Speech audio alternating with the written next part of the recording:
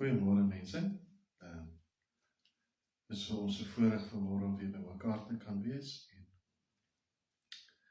rondom die woord te sit, die waarheid oop te breek, dat ons kan leer uit die woord van die Here uit.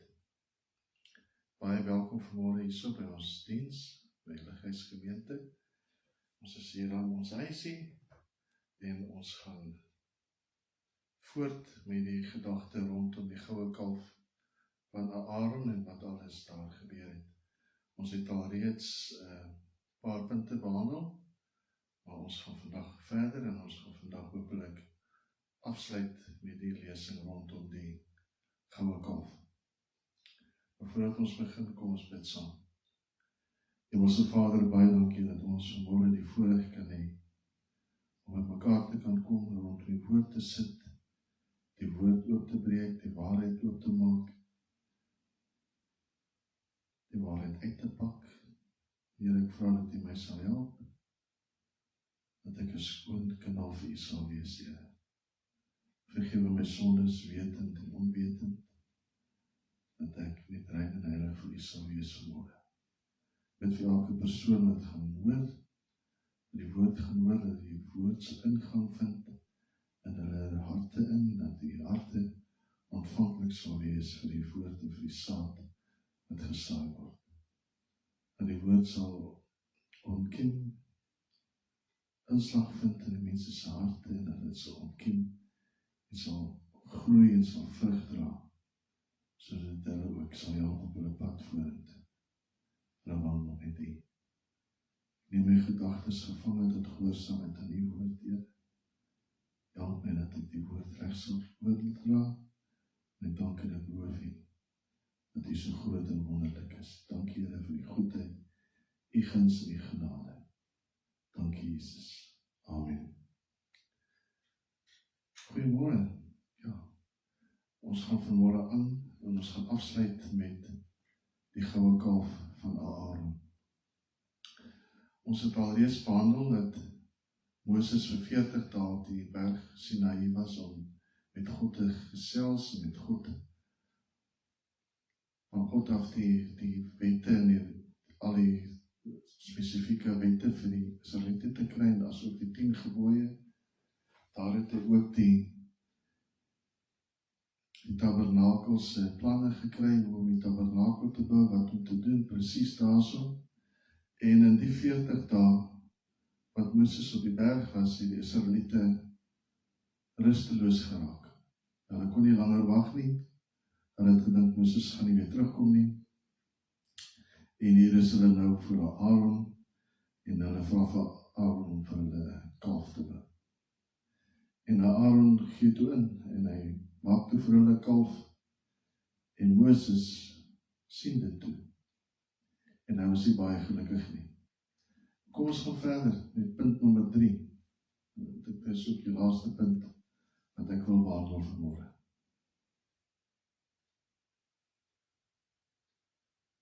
Wat doen ons met dit wat God vir ons gegee het?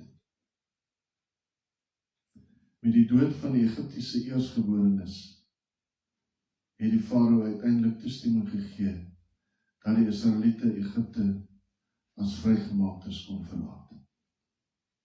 Die wurggreep is verwyder en die Israeliete se slawerny het tot 'n einde gekom. Maar dit was nie die uiteinde vir die Egiptenaars nie. En God het die Israeliete opdrag gegee om die huise van die Egiptenare in te gaan, om te plunder en soveel goud en edelgesteentes en dergelike dinge te byt as wat hulle kon vat. Die doel hiervoor is dat God hulle wil vergoed vir die jare wat die Egiptenare van hulle beroof het. God wil hulle weer in ere herstel. Ons weet in die tyd van slawerny het hulle nie regtig enigsins iets gekry van die Egiptenare af, behalwe oorlewing nie, kos en iets om te oorleef nie. Maar kom ons lees wat het daar gebeur. Exodus 3 van vers 20. En ek sal my hand uitstrek en Egipte met al my wonders tuister, wat ek daarin sal doen.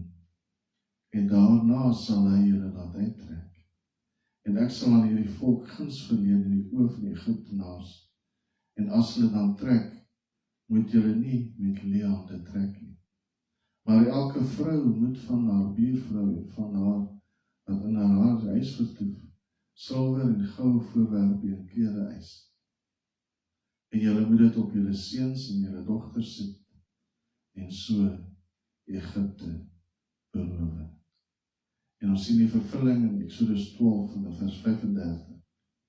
En die kinders van Israel het gehandel volgens die woord van Moses.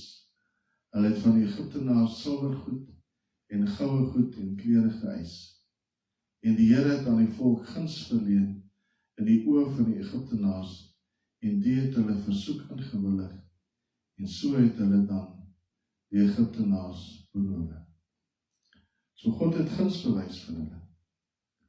God het vir hulle gegee dit wat hulle nodig het.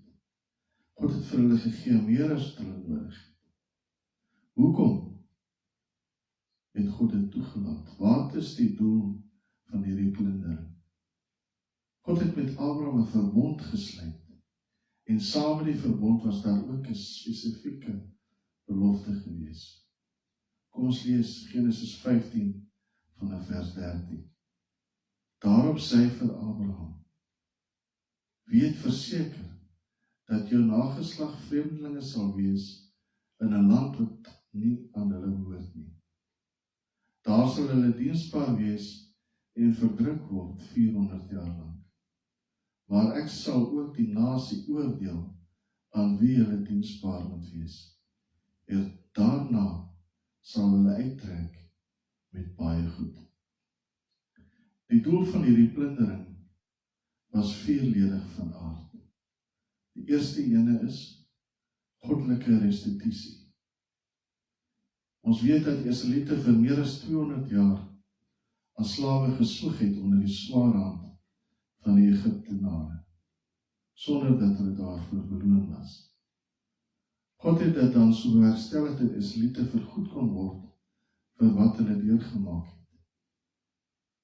Hulle het toe die goed van hulle geëis, en dit is aan hulle gegee. Die Egiptenare het dit vrygewig gegee, meer as wat hulle nodig gehad het.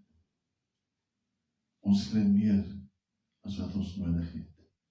Wanneer God ons seën, doen hy dit in oorvloed. Hoekom? Sodat ons ook ander kan seën met dit wat ons ontvang het uit God se hand. As illustrasie wil ek die volgende voorbeeld gee. Ek het laasweek op TikTok 'n video gesien van 'n bekende akteur wat ook 'n kunstenaar is, wat sy eie band het, sy eie musiekgroep het. En hy het 'n kartonboks vol sy merchandise, wat is dit in Afrikaans? Sy handelsmerk items het hy vir die man gestuur, en die man is besig om daai groot kartonboks oop te maak. En in die boks is dit net, van bo tot onder is dit net goed wat hy gekry het. Hy het ontvang meer as wat hy vir homself kan toeëien. Dit is verskriklik baie gewees. Toe sê hy die volgende: ek het dit ontvang, en ek gaan dit ook dan gee vir die mense wat my volg. So wat is die doel dan daarvan? Hy het ontvang meer as wat hy nodig het, en hy het dit nie vir homself gehou nie, hy het dit dan op sy beurt weer uitgedeel. Die handelsmerk items het hy gevat en hy het dit weer vir ander mense gestuur. So die oogmerk van die kunstenaar se handelsmerk items wat hy vir daai man gestuur het, glo ek, hoekom hy dit gedoen het, is om sy brand, sy handelsmerk te versprei oor die wêreld. So nou gaan daai man weer daai handelsmerk items vat en hy gaan dit nou weer uitstuur vir ander mense. So versprei die woord, dat daar 'n band is wat mooi musiek maak, en die mense moet daai band gaan volg. So wanneer God ons seën, is sy handelsmerk op ons. Sy merk is op ons, want ons is diergekoop deur Christus Jesus. Ons is diergekoop deur hom, wat vir ons gesterf het aan die kruis van Golgotha. En as ons tot bekering kom en ons harte vir die Here gee, plaas hy sy handelsmerk op ons. En op ons beurt ontvang ons seëninge uit God se hand uit, meer as wat ons nodig het. En op ons beurt moet ons dan ook die goeie nuus gaan verkondig. Dit wat die Here vir ons gee, wat ons meer as wat ons nodig het, moet ons gaan uitdeel. En wanneer ons uitdeel, saam met die uitdeel, moet ons die woord van God verkondig. Dit is hoe dit werk. Ons kan nie net vir die mense gee en stil bly nie. Sê vir hulle, die Here het my geseën sodat ek julle kan seën. Vertel vir hulle die evangelie. Vertel vir hulle dat Jesus aan die kruis gesterf het vir ons sondes. Sodoende versprei ons die handelsmerk in aanhalingstekens van Jesus Christus. En ons doen dit nie in die openbaar nie. Ons loop nie rond met ons selfoon en ons neem af wanneer ons iets goeds doen vir mense nie. Ons doen dit in die geheim. Nee? Want as jy dit in die openbaar doen en die mense klap vir jou hande, sê, wow, kyk hoe mooi is die man. Kyk wat doen hy vir sy medemens. Dan het jy klaar jou loon weg. Doen dit in die geheim. Wanneer jy in staat is, wanneer die Here jou oorvloedig bless, moet ons dit vorentoe vat. Die Engelse term is pay it forward. Ons moet mekaar seën. Ons kry 'n seëning uit God se hand uit. In Lukas 6 vers 38 sê vir ons die volgende. Kom ons blaai so te Lukas 6 vers 38. Dit is so mooi skrif hierdie. Van hoe die Here ons seën. En terwyl ons so te blaai, wil ek net sê, die Here het ons nie geroep om damme en reservoirs te wees nie. Waar ons alles opgaan soos meise nie. Nee, die Here het ons geroep om riviere te wees, waar die Here ons seën en ons weer mense kan seën. Ons moet nie ons hande toemaak oor God se seëninge nie. Nee, kom ons lees Matteus 6 vers 38. Gee en aan julle sal gegee word. 'n goeie maat wat ingedruk en geskut en oorlopend is, sal hulle in julle skoot gee. Want met dieselfde maat waarmee julle meet, sal weer vir julle gemeet word. Soos wat ons gee, gaan die Here weer vir ons gee. Dit is die wet van saai en maai.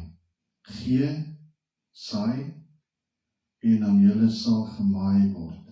Gee, en aan julle sal gegee word. Wat is die wet van saai en maai? Ons plant een saadjie. En wanneer hy saadjie opkom, en hy word groot, en hy dra vrug, is die vrug van die saad wat jy gesaai het, altyd meer as wat jy ingesit het.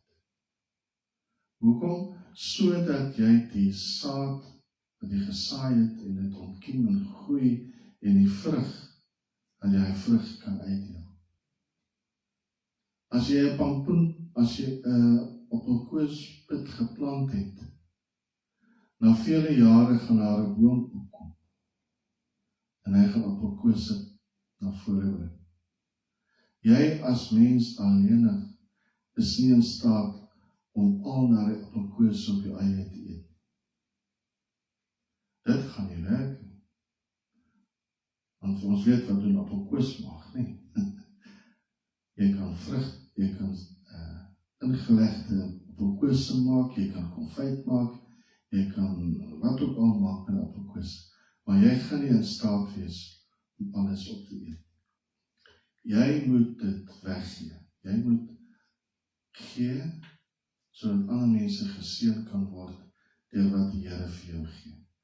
Oorvloedig, kom ons lees weer. Gee en aan julle sal gegee word, 'n goeie maat wat ingedruk en geskit en oorlopend is, sal hulle in julle skoot gee, want met dieselfde maat waarmee julle meet, sal weer vir julle gemeet word. Ons moet saai, sodat ons kan maai. Maar ons oogmerk moet nie wees op die meer nie. Ons oogmerk moet wees op gehoorsaamheid. Is ons gehoorsaam vandag? Kom ons gaan verder. Punt nou deel die vierledige aard van die plundering. Die tweede gedeelte is dis 'n vervulling van profesie. God het 400 jaar tevore vir Abraham belofte gegee dat sy nageslag in slawerny gaan verval. Maar God sal toesien dat hulle nie met leë arms daar weggaan. Wanneer God 'n woord spreek, kom dit tot vervulling. Al vat dit 400 jaar. Die woord wat die Here oor jou gespreek het, gaan tot vervulling kom. Heel moontlik nie 400 jaar nie. Ons kan nie 400 jaar lang leef nie. Maar dit gaan tot uitvoering kom. En my vorige punt is, wat ek gesê het, wat doen ons terwyl ons wag? Die Here sal tot uitvoering bring dit wat hy gesê het. Jesaja 55 vanaf vers 10 lees ons die volgende. Want soos die reën en die sneeu van die hemel neerdal en daarheen nie terugkeer nie, maar die aarde deurvogtig en maak dat dit voortbring en uitspruit en saad gee aan die saaier en brood aan die eter, so sal my woord wees wat uit my mond uitgaan. Dit sal nie leeg na my terugkeer nie, maar doen wat my behaag en voorspoedig wees in alles waartoe ek dit stuur. God se woord wat hy oor jou spreek, sal tot uitvoering kom. En dit sal voorspoedig wees in alles waartoe ek dit gestuur het, sê die Here.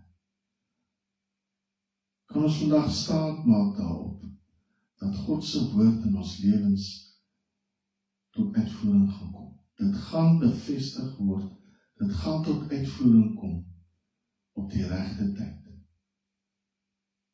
Want God spreek nie woorde en dit kom ledig na hom toe terug. Dit gaan tot uitvoering kom. Die derde punt is, vir die plundering, die doel van die plundering was om voorsiening te maak vir die bou van die tabernakel. Die Israeliete sou later al die materiaal wat hulle van die Egiptenare gebyt het, gebruik om die tabernakel te bou. En God het dit so bewerk, dat hulle alles en nog meer by die Egiptenare gekry het. Soos ek reeds gesê het, soms ontvang ons meer as wat ons nodig het in die hand van die Here. Ek het dit al reeds genoem, sodat ons mense kan seën daardeur. Moenie jou hand toemaak, wanneer die Here jou seën. Sodat dit ontvang vir die bou van die tabernakel.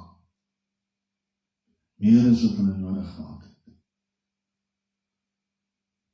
En dan die 4de stelling, dit was ook 'n oordeel en oorwinning oor die Egiptenare. Dit was die gebruik in daardie tyd, dat wanneer jy as oorwinnaar uit die stryd tree, jy ook die eiendom van die verslaanes opeis.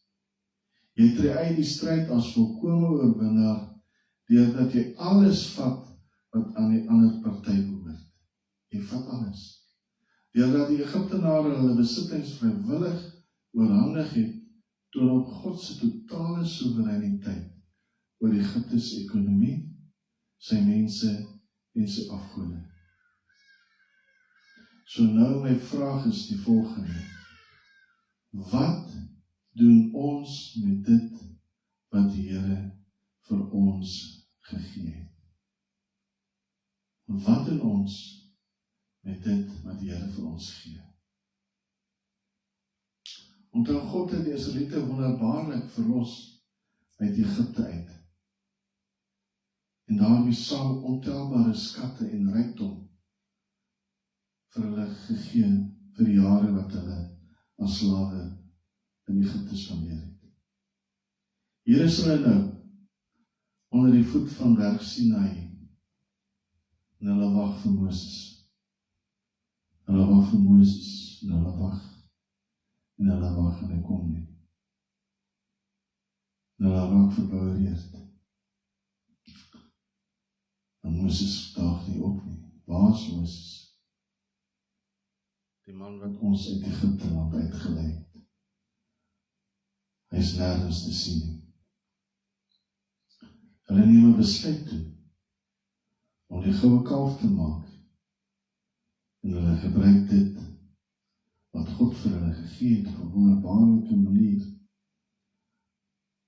vir die bou van die tabernakel. En hulle bou vir hulle afgod. Wat doen ons met dit wat God vir ons gee? Bou ons 'n tabernakel of bou ons 'n afgod? Exodus 32 van vers 1 sê die volgende. Toe die volk sien dat Moses vertoef om van die berg af te kom, het die volk rondom Aaron versamel en vir hom gesê, kom maak vir ons gode wat vir ons uittrek. Want hierdie Moses, die man wat ons uit Egipte land laat optrek het, ons weet nie wat van hom geword het nie. En Aaron sê vir hulle, ruk die goue ringe af, wat aan die ore van julle vroue, julle seuns en julle dogters is, en bring dit vir my. Toe het die hele volk die goue ringe afgeruk, wat aan hulle ore was, en dit na Aaron gebring. Die besluit wat hulle geneem het om 'n goue kalf te bou, het oorgegaan in 'n aksie. Na die besluit het uitgeloop op die aanbidding van 'n afgod. Sien julle hier dat Aaron die mense beveel het om die goud te bring vir die maak van die afgod. Hulle het gehoor gegee, want dit is nog immers wat hulle wou gehad het. Ek dink daar is seker mense gewees wat nie deel wou hê aan hierdie betaling nie. Maar hulle is stil gebly. Hulle het nie kapsie gemaak of die mense aangeraai om dit nie te doen nie. So die besluit het oorgegaan in beplanning, en die beplanning het oorgegaan in 'n aksie. En ons lees daarvan in Jakobus 1 van vers 14. Maar elkeen word versoek as hy deur sy eie begeerlikheid weggesleep en verlok word. Daarna, as die begeerlikheid ontvang het, baar dit die sonde, en as die sonde tot volle ontwikkeling gekom het, bring dit die dood voort. So sien julle hier, hulle het 'n begeerte gehad vir die bou van 'n afgod. En hulle het beplan, en hulle het dit gedoen, en daai ding aanbid. Hulle het God se God gebruik, hulle het God se goud gebruik, wat geoormerk was vir die bou van die tabernakel, om in die beeld te maak. Hulle het dit wat geoormerk was vir aanbidding vir God, het hulle gebruik vir aanbidding vir 'n afgod. Is dit nie hartseer nie? As God vir ons iets gee om hom te aanbid, gebruik ons dit werklik om hom te aanbid. Ons sien later die gevolge van hierdie afgodediens in Exodus 32 van vers 19. En toe hy wat Moses is, naby die laar kom, en die kalf van die koordanse sien, het die toren van Moses ontvlam en hy die tafels uit sy hande gegooi, en hulle onder aan die berg verbrysel. En hy het die kalf geneem wat hulle gemaak het, en dit in die vuur verbrand, en dit fyn gemaal. Toe het hy dit op die water gestrooi, en die kinders van Israel dit laat drink. En Moses het vir Aaron gesê, wat het hierdie volk jou gedoen, dat hy so 'n groot sonde oor hulle gebring het? Toe antwoord Aaron, maar die toren van my Heer nie ontvlam nie. U self ken die volk, dat hulle deur en deur sleg is. Hulle het dan aan my gesê, maak vir ons gode wat vir ons uittrek. Want hierdie Moses, die man wat ons uit Egipte land laat optrek het, ons weet nie wat hom geword het nie. In vers 24, daarop het hulle geantwoord, wie goud het, laat die dit afruk, en hulle dit aan my gegee, en ek het dit in die vuur gegooi, en hierdie kalf het daaruit gekom. Volgens sonderdag of het werk plaasgevind. Hulle gooi die goud in die vuur, en ewe skielik kom daar 'n goue kalf na vore. Ja, vers 25. Toe Moses sien dat die volk bandeloos was, want Aaron het hulle bandeloos laat word, tot leedvermaak onder hulle teestanders, het Moses in die poort van die laar gaan staan en gesê, wie vir die Here is, kom na my toe. Toe het al die seuns van Levi by hom versamel. Baie hartseer verhaal. Uit Aaron se mond het daar 'n wonderwerk plaasgevind by die maak van die goue kalf. Hy gooi die goud in die vuur en skielik verrys daar 'n goue kalf uit die vuur uit. Soos 'n Phoenix uit die as, verrys daar 'n goue kalf uit die vuur. Aaron word gekonfronteer en hy verontskuldig homself. Dit is nie hy nie. Nee, dit is die volk wat bandeloos was. Hy het maar net gedoen wat die volk gevra het. En hier in vers 26 sien ons die rede hoekom God die Lewiete uitgesonder het om die tempeldiens te verrig. Hulle was die enigste stam wat saam met Moses gestaan het toe die volk in opstand gekom het teen God. Onthou die tempeldiens was eerstens geoormerk vir die eerstgeborenes. Maar nou met hierdie hele betalie rondom die goue kalf, het dit oorgeskryf na die Lewiete toe, omdat die Lewiete die enigste stam was wat by Moses gestaan het. Die tweede gedeelte van hulle gee, handel oor die bou van die tabernakel. Kom ons lees, Eksodus 35 van vers 4. Verder het Moses die hele vergadering van die kinders van Israel toegespreek en gesê, dit is die saak wat die Here beveel het. Neem van julle besittings 'n offergawe aan die Here.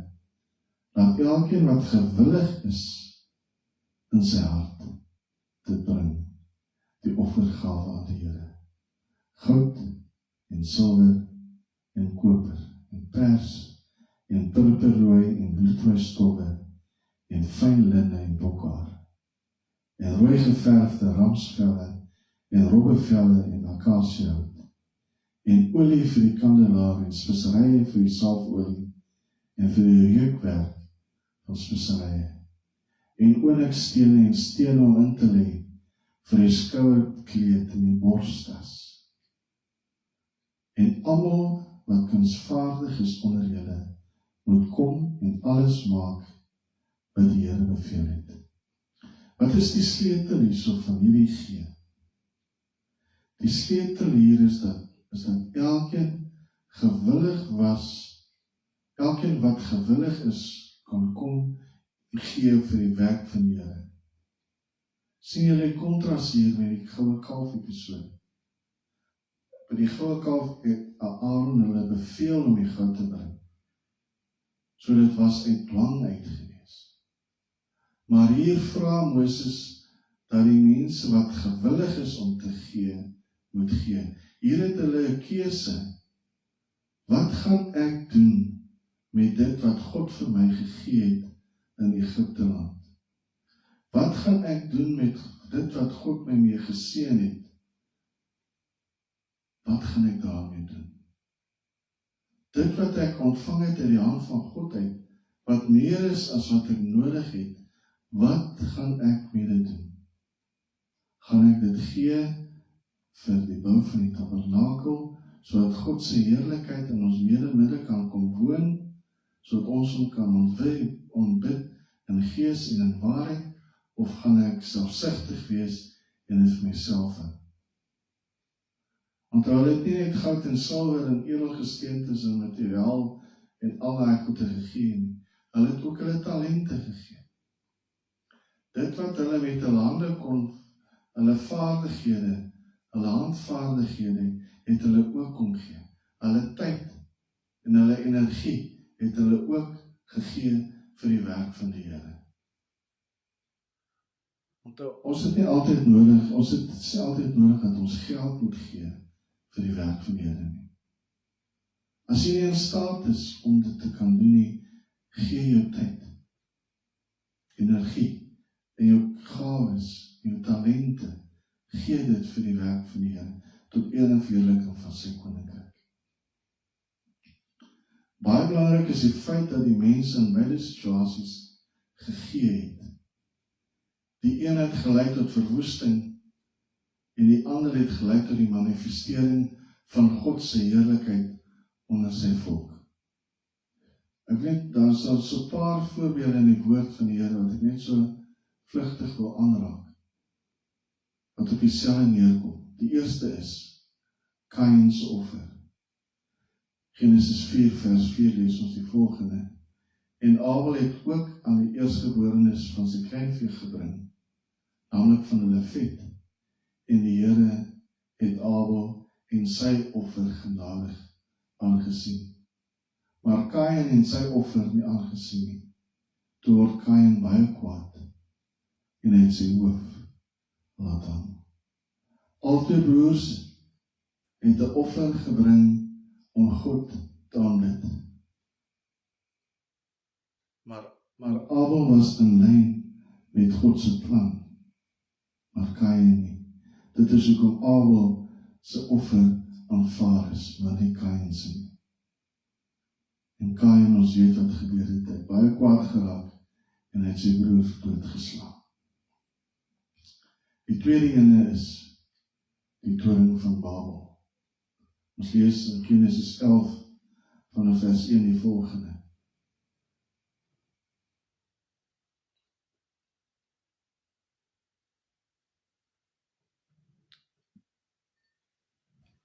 Genesis 11 vanaf vers 1. En die hele aarde het dieselfde taal gehad en een en dieselfde woorde. En toe hulle wegtrek na die ooste, vind hulle laagte in die land Sinaar, en daar het hulle gaan woon. Daarop sê hulle vir mekaar, kom, laat ons stene vorm en dit goed brand. En hulle gebruik toe die bakstene vir bousteen en die lijmgrond vir klei. En hulle sê, kom laat ons vir ons 'n stad bou en 'n toring waarvan die spits tot aan die hemel reik. En laat ons vir ons 'n naam maak, sodat ons nie oor die hele aarde verstrooid raak nie. Toe daal die Here neer om die stad en die toring te besien waaraan die mensekinders gebou het. En die Here sê, daar is hulle nou een volk en het almal een taal, en dit is net die begin van hulle onderneming. Nou sal niks vir hulle meer onmoontlik wees nie. Ekskuus van wat hulle van plan is om te doen nie. Kom laat ons neerdaal en hulle taal laat daar verwar, sodat die een die taal van die ander nie kan verstaan. So het die Here hulle dan daar vandaan oor die hele aarde verstrooi en hulle het opgehou om die stad te bou. Wat sien ons hier? Hulle praat onder mekaar. Hulle maak planne onder mekaar. Die een sê vir die ander, ons is nou een volk, ons gaan dit doen, ons gaan dat doen, ons gaan stene maak, ons gaan dit doen, ons gaan 'n toring bou, ons gaan 'n stad bou, ons wil nie versprei raak oor die aarde nie. En hulle besluit om 'n toring te bou om by God uit te kom. Hulle maak 'n plan van hulle eie om God se heerlikheid te soek. Maar God was nie daarin gewees. God het wel op die toneel verskyn, maar dit was nie om hulle te seën nie, dit was om hulle te verwar. Dit was om hulle uit mekaar uit te jaag. Dit was om hulle te verstrooi oor die aarde. Hoogmoed kom tot 'n val. Ons kan nie planne van ons eie beraam en ons eie planne in werking stel en daarin dink dat ons God behaag. Ons moet God ken in alles wat ons doen. Ken hom in al jou weë, dan sal hy jou baie gelyk maak. Amen. Volgende een. Levitikus 10 vanaf vers 1. En die seuns Aaron, Nadab en Abihu het elkeen sy vuurpan geneem en vuur daarin gegooi en reukwerk daarop gesit en vreemde vuur vir die aangesig van die Here gebring, wat hy hulle nie beveel het nie. Daarop het daar vuur van die aangesig van die Here uitgegaan en hulle verteer en hulle het gesterwe vir die aangesig van die Here. Nadab en Abihu was priesters in die tabernakel. Hulle het die voorskrifte van God gevat, van hoe om vuur te maak, hoe om die wierook te maak. Maar hierso skryf hulle, dit was 'n vreemde vuur. Dit was 'n vreemde offer wat hulle gebring het voor God. 'n Offer wat nie beveel was deur God nie. En wat gebeur? God laat hulle dood brand net daar.